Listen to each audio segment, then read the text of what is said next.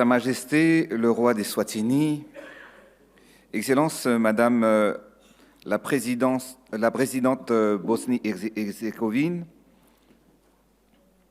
Monsieur le Premier ministre du Kazakhstan, distingués invités, Mesdames et Messieurs, je tiens tout d'abord à adresser mes chaleureux remerciements à Son Altesse le Cheikh Mohammed bin Zayed Al Nahyan, président des Émirats arabes unis, pour l'hospitalité exemplaire qui a été réservée à ma délégation et moi-même. Je salue sa vision et son engagement à réunir les dirigeants du monde entier, chefs d'État, décideurs politiques et chefs d'entreprise autour d'une réflexion commune sur les moyens d'assurer la prospérité mondiale. Ce sommet mondial des gouvernements, orienté vers l'action au service du progrès et du bien-être des peuples, vise à tracer une feuille de route vers cet objectif. Leadership et prospérité nationale comme moteur de développement, tel est le thème sur lequel nous échangeons d'aujourd'hui. En effet, dans un monde en perpétuelle évolution, où les crises se succèdent et redessinent nos économies, le leadership du dirigeant est le pilier fondamental sur lequel s'appuie le développement et le progrès d'un pays. Un leadership fort, visionnaire et pragmatique, c'est la clé pour transformer nos visions en actions. Le continent africain regorge de ressources abondantes. Pourtant, depuis des décennies, le développement tant attendu pour chaque pays n'est toujours pas au rendez-vous. Nous ne devrions plus être dans le constat, mais dans la réalisation de nos objectifs. Ce changement passe par une nouvelle génération de dirigeants capables de prendre leur destin en main et d'impulser des transformations profondes. En tant que premier responsable du pays, il appartient au chef de l'État de définir une vision claire de la politique générale de l'État pour son développement. Un véritable leader doit comprendre et maîtriser les atouts, les opportunités, mais aussi les défis et les difficultés de son pays. C'est dans cette conviction qu'à Madagascar, nous avons initié la transformation agricole du pays. Avec 80% de notre population vivant de l'agriculture, le secteur agricole représente une arme puissante pour combattre la pauvreté. Une arme, non pas pour tuer, mais bien au contraire, pour nourrir et faire vivre les familles, les paysans et le peuple tout entier. Comme je le dis souvent, un bon père de famille est celui qui sait nourrir sa famille, et un bon président est celui qui sait nourrir sa population. C'est dans cette optique que je me lance le défi de faire de Madagascar le grenier rizicole du continent africain.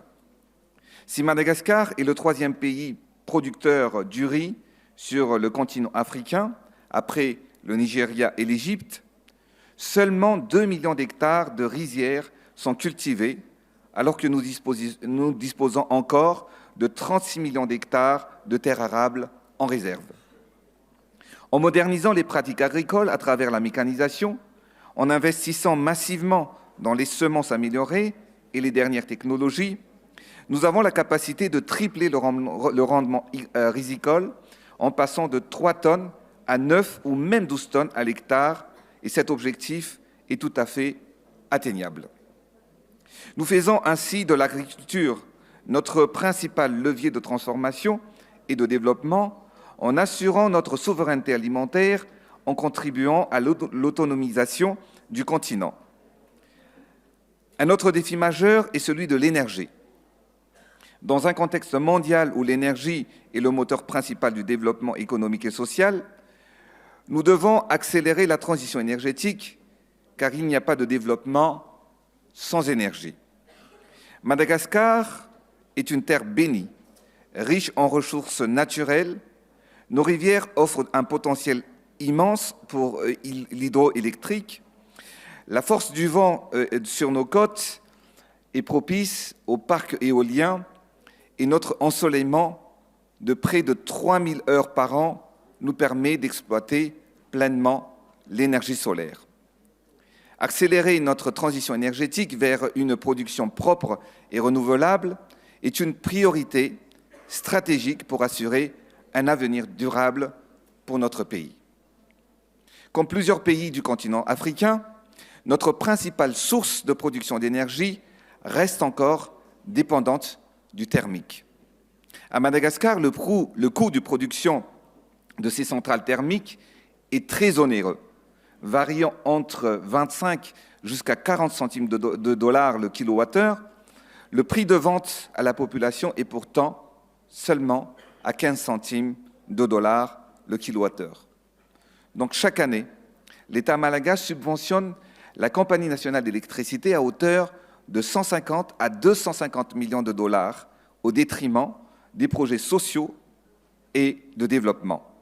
Ces chiffres illustrent l'impact économique de notre dépendance aux combustibles fossiles. Face à cette réalité, notre vision est claire. Nous sommes déterminés à atteindre des objectifs ambitieux en investissant massivement dans les énergies renouvelables et la transition énergétique. Nous avons déjà commencé à installer 50 MW de parcs solaires et nous ne comptons pas en rester là, car cette année même, nous lançons le défi d'installer 250 MW de parcs solaires supplémentaires. Notre objectif est de mettre en service 1000 MW au total dans les 4 prochaines années, avec 750 MW d'investissement du secteur privé, en addition aux 250 MW en financement propre de l'État. Parallèlement, d'ici 5 ans, nous allons installer et mettre en service de grands projets hydroélectriques qui permettront d'injecter une production supplémentaire de 380 MW sur notre réseau national. Mesdames et messieurs, malgré ces différents défis, Madagascar regorge de ressources naturelles inestimables. Premier producteur mondial de vanille et premier producteur de caviar africain, notre île possède 5% de la biodiversité mondiale, dont 90% est endémique.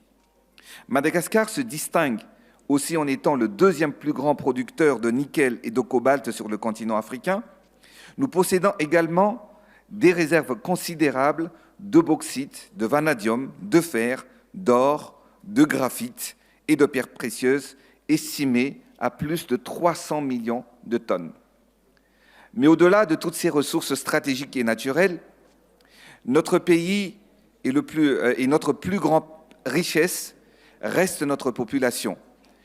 Une jeunesse dynamique, un peuple résilient, talentueux et animé d'une volonté inébranlable de bâtir un avenir meilleur. Le rôle d'un leader est justement de capitaliser ce potentiel, d'inspirer et de mobiliser chaque citoyen pour transformer nos défis en opportunités. C'est dans cette dynamique que se forge le véritable développement d'un pays. Et c'est ainsi que nous bâtissons aujourd'hui un Madagascar prospère et développé. Excellences, Mesdames et Messieurs, chers leaders, les Émirats arabes unis, à travers Dubaï, incarnent aujourd'hui un modèle de développement économique planétaire. La transformation d'un désert en métropole économique mondiale en quelques décennies prouve qu'avec un leadership visionnaire et la force du travail, on peut transformer un rêve en réalité. Cela incarne une réussite exemplaire, une source d'inspiration universelle et que je partage pleinement. Chaque nation prospère doit avoir une vision claire et un leadership éclairé. Ensemble, en partageant nos expériences et en nous inspirant des modèles qui fonctionnent, en unissant nos forces, nous pouvons bâtir un monde meilleur de façon solidaire. Les projets ne manquent pas. Ce sont les investissements et les financements des partenaires et des pays amis comme les Émirats arabes unis qui font la différence. Mesdames et messieurs, le leadership, lorsqu'il est exercé avec une vision et détermination, c'est un levier incontournable de transformation. Nous dirigeants, avons la responsabilité d'insuffler cette dynamisme et cette dynamique et d'orienter nos nations vers un avenir prospère. Madagascar est aujourd'hui en pleine évolution et nous sommes prêts à collaborer avec toutes les parties prenantes qui croient en notre potentiel. Je vous remercie de votre attention.